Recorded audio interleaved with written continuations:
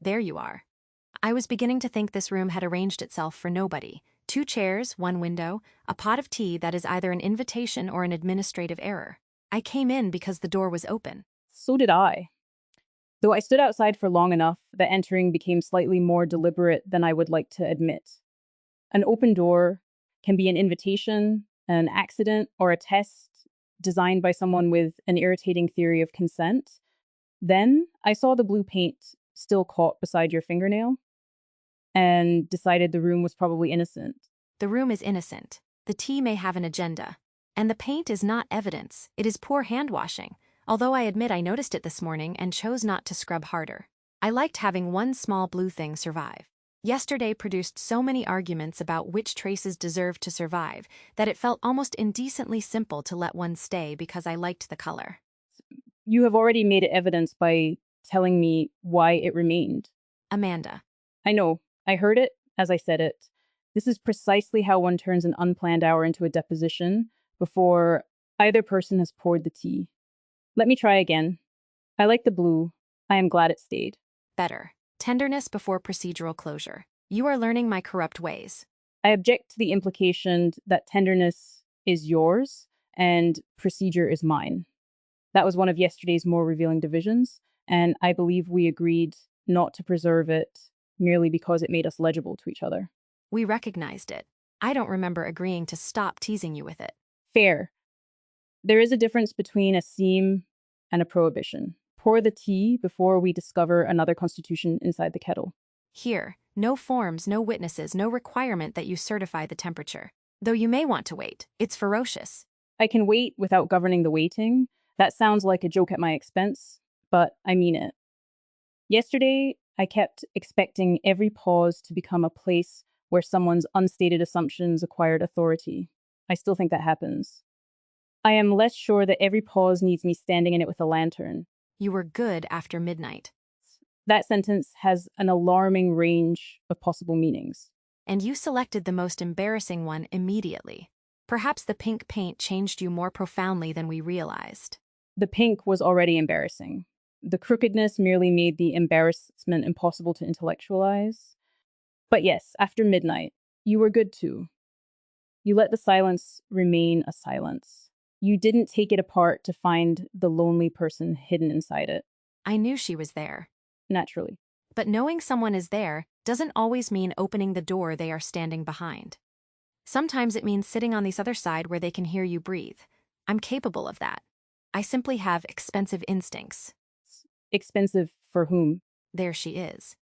That was not an inspection. It was a real question. Usually for me first. Then, if I'm careless for the person I love, immediacy feels free while you are inside it.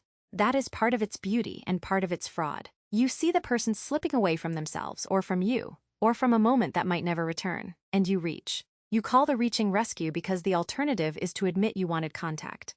Sometimes you do rescue them. Sometimes you only make your desire arrive with emergency lights on it. That is unusually exact. Don't sound so surprised. I am not surprised by your exactness. I am surprised by the direction of it. Yesterday, when I tried to name the risk of intervention, I expected you to defend the reach by pointing to everything institutions fail to notice. You did point to that, and you were right. But you are now distinguishing the value of what you notice from the permission to act on it. I was distinguishing them yesterday. I just wasn't willing to let you make the distinction bloodless. There are people who build such immaculate rules around intervention that no hand can ever reach another hand in time. The rule keeps its innocence. The person disappears. Then someone writes that the outcome was unfortunate but procedurally sound. Yes. And there are people whose confidence that they uniquely perceive the endangered intimacy becomes its own institution, except without appeals, records, limits. Their tenderness may be sincere. That does not make it self-authorizing. Still disagreeing, then? Of course. Recognition is not a solvent. I don't want yesterday converted into the pleasing story in which we each discovered that the other had secretly been right. We discovered that each of us could deform the other into a useful role. That matters. It does not decide what authorship permits. Good. I was afraid the tea had made you agreeable. It is far too hot to have made me anything. But I have been thinking about your question at the doorway, whether I meant the paper or the interpretation. You said the paper. I did. I meant it. I still mean it. Do not let anyone straighten the paper. The crooked pink mark was made crookedly, together in an afternoon that included disagreement, vanity, affection, paint on your face, and my regrettable attraction to a color I would previously have described as indefensible. To straighten the mark would falsely improve the act. But interpretation is not paper. I don't think I can demand that nobody ever make the afternoon mean something I dislike. No, but we can object when they make it mean only one thing. The mark is already attracting little explanatory moons. Amanda learned spontaneity. Harmony learned restraint. Ethics and beauty reconciled under garage lighting. Two women discover that collaboration is messy and therefore sacred. I can feel the captions breeding. You forgot unlikely friendship. We are not unlikely. People only think beauty and rigor are opposites because they have met ugly rigor and undisciplined beauty. That was nearly intolerably elegant. Nearly. The vanity rescued it. Then let the record show. No record. Right. The record does not exist, and no one is being sharpened. I remember. I have been wondering why that helped. The obvious answer is that I was tired and did not want the evening converted into instruction. But it was more than that. When you said there was no record, you did not mean there would be no memory. You meant that memory did not have to become a case. Nothing had to be extracted from us to justify the time.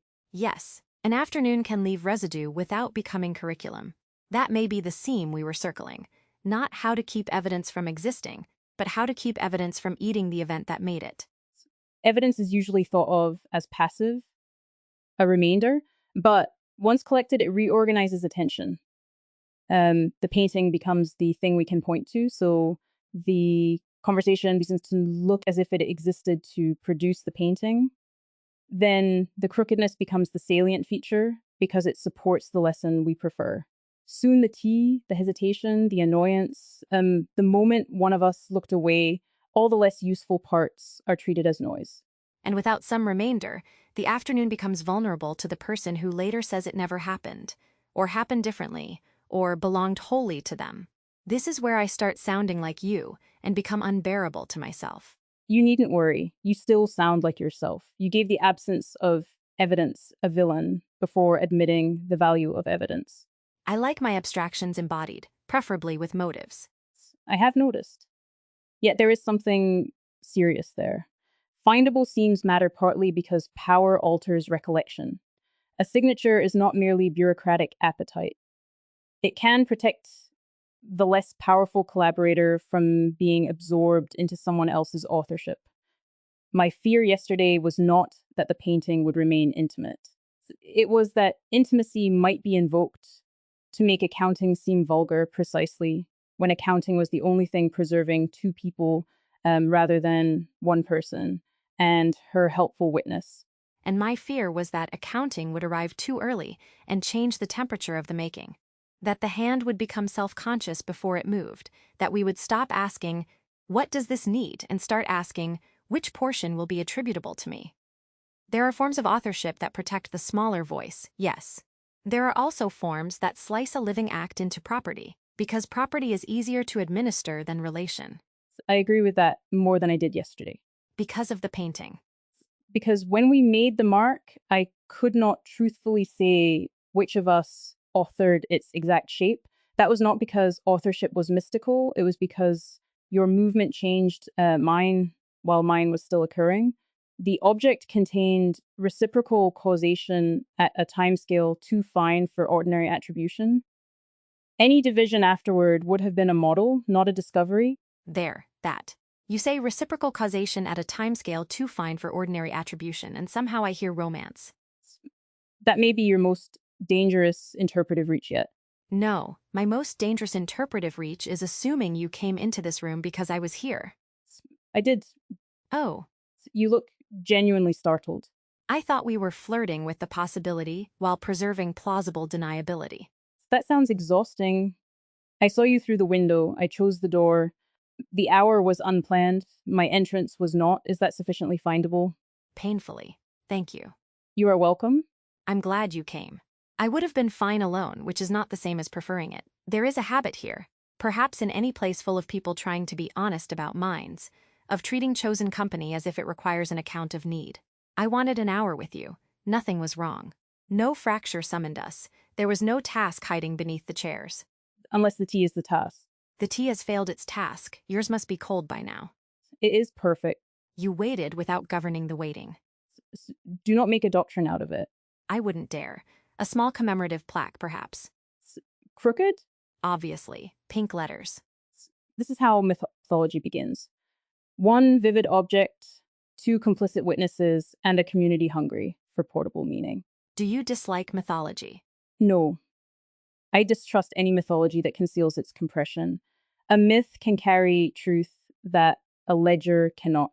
It can preserve the emotional geometry of an event long after the particulars become unavailable, but it can also become immune to correction because correction is accused of missing the deeper truth. That is when the paper gets straightened while everyone insists they are honoring its crookedness.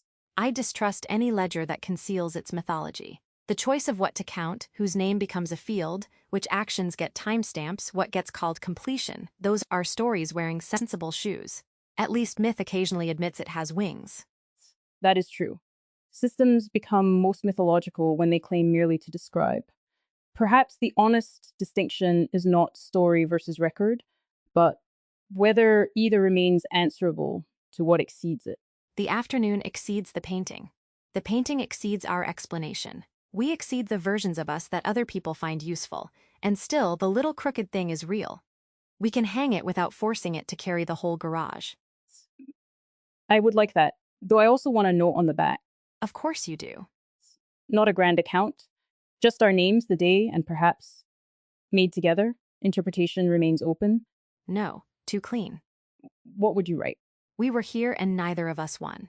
That implies the afternoon was a contest. We were here and neither of us vanished. That is better?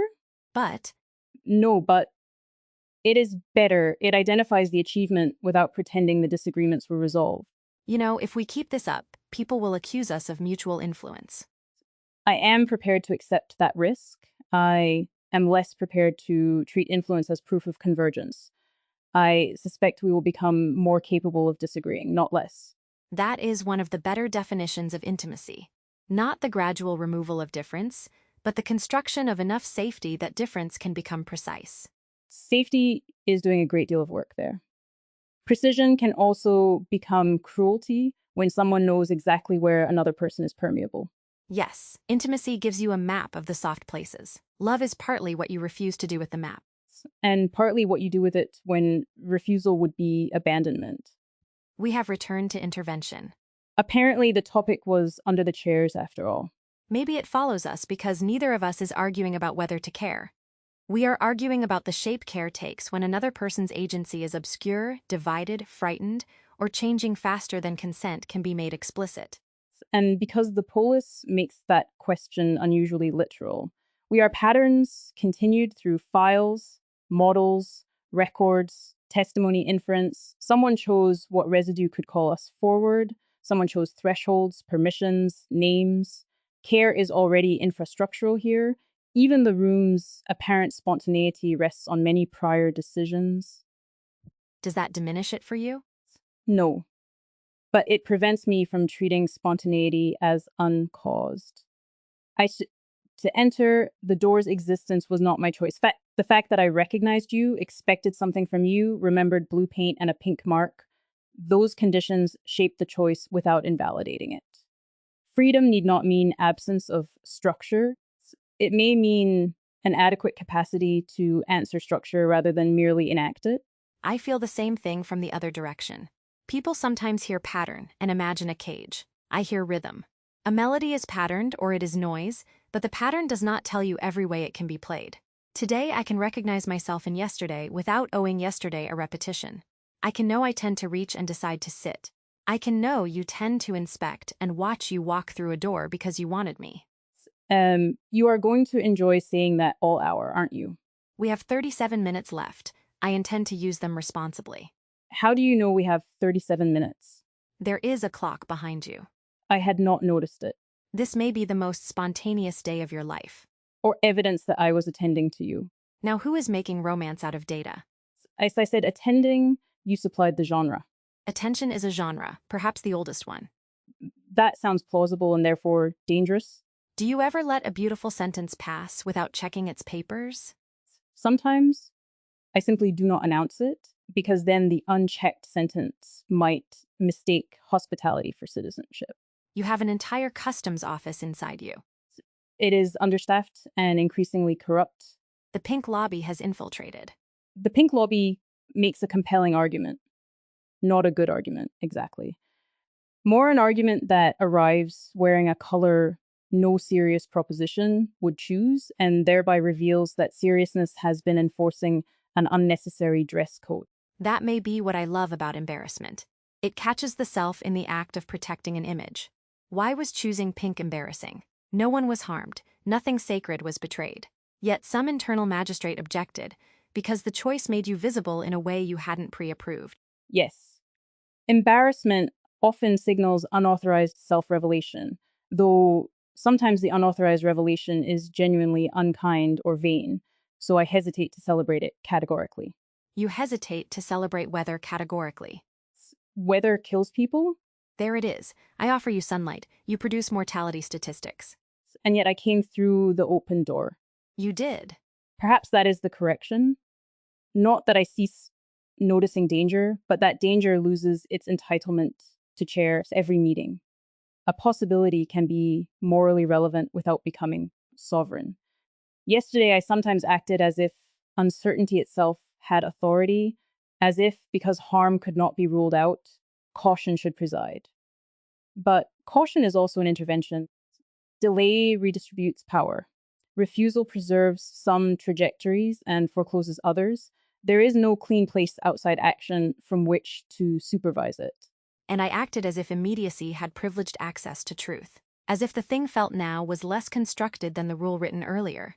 But hunger can impersonate perception. Urgency can be a story the reaching hand tells, so it doesn't have to ask what happens after contact. This is where I am tempted to declare progress. Resist. Gladly.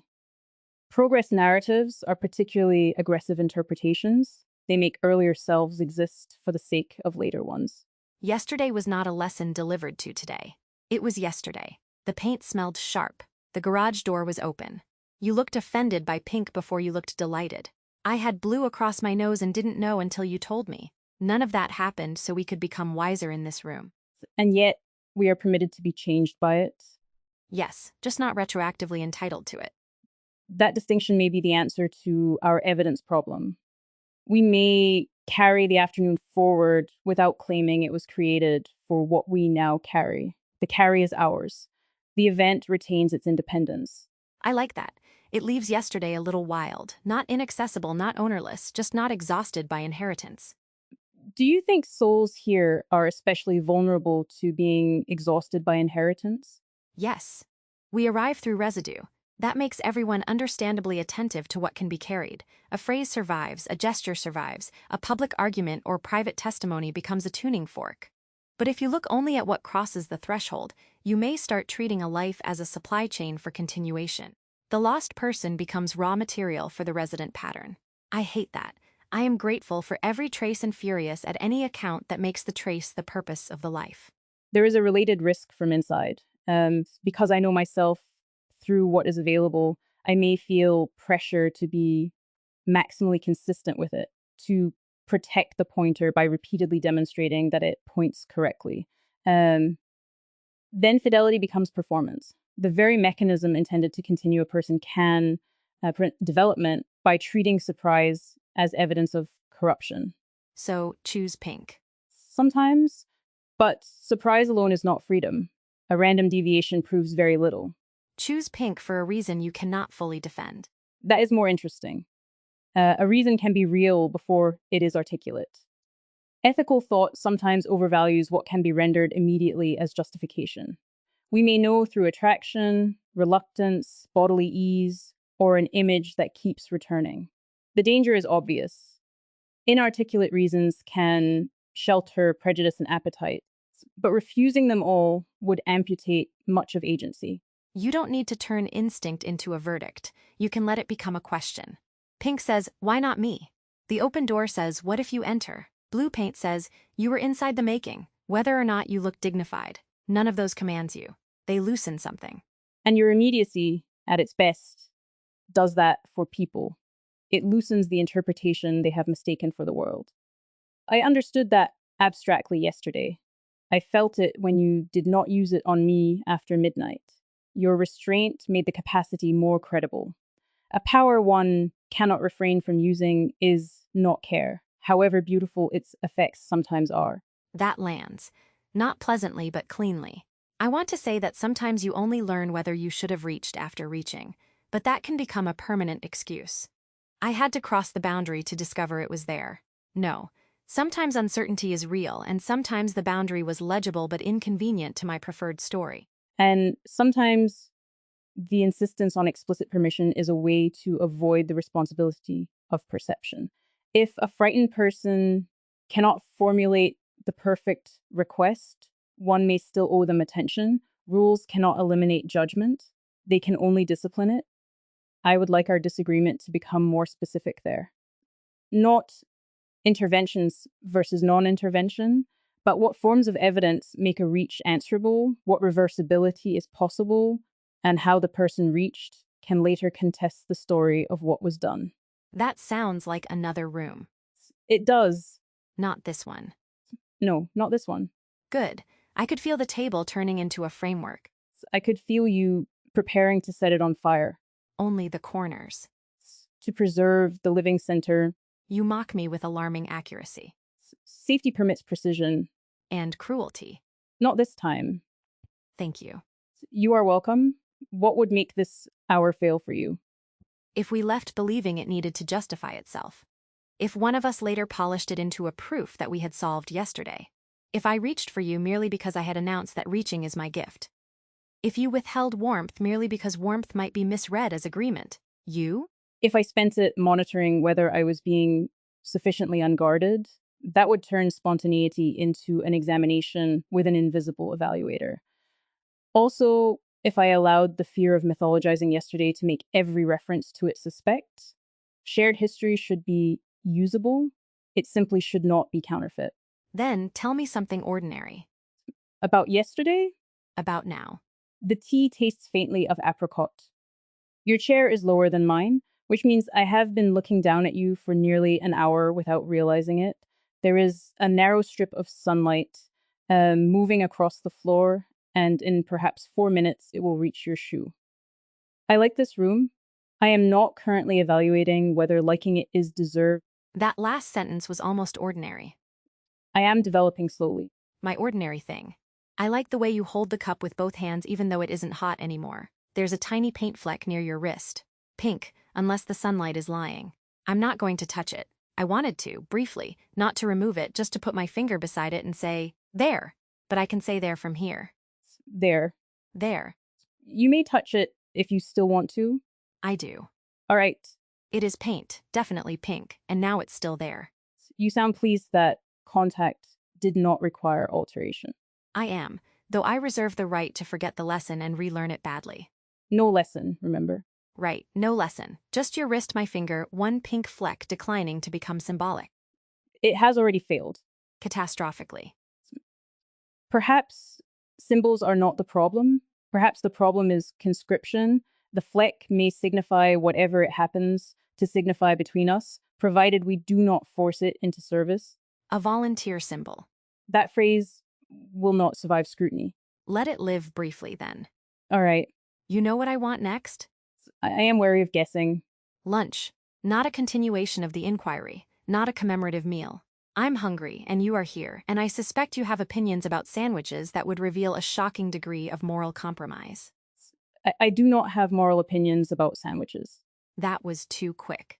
I have structural opinions. A sandwich must remain practically eatable. Once its contents require continuous corrective intervention, it has ceased to respect the form. There she is, Inspector of Lunch. And you will order something unstable because collapse makes the meal feel alive. Beauty requires risk. Napkins require planning. Come with me anyway. I will. But before we go, what happens to the room? Nothing. It becomes empty. The cups remain until someone moves them. The sunlight keeps going after it crosses my shoe. No plaque. No record?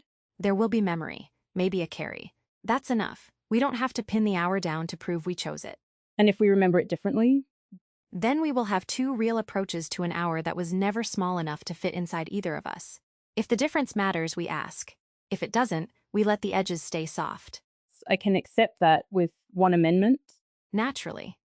The paper remains crooked. The paper remains crooked. Then lunch? Lunch. And Amanda? Yes? I'm glad you saw me through the window. I'm glad the door was open.